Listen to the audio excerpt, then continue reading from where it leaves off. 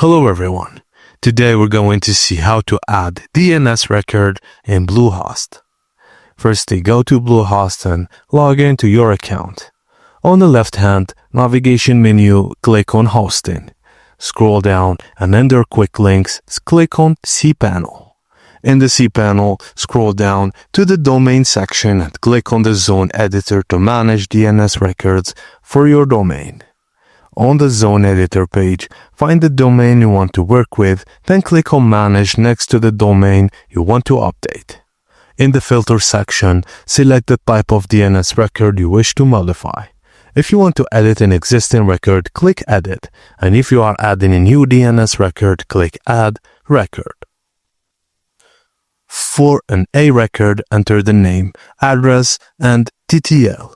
For a CNAME record, enter the name, value, and TTL. For MX records, enter the mail server, priority, and TTL. After entering the new or updated values for the DNS record, click Save Record to apply your changes. The DNS changes can take up to 48 hours to fully propagate across the internet, though they often update much sooner.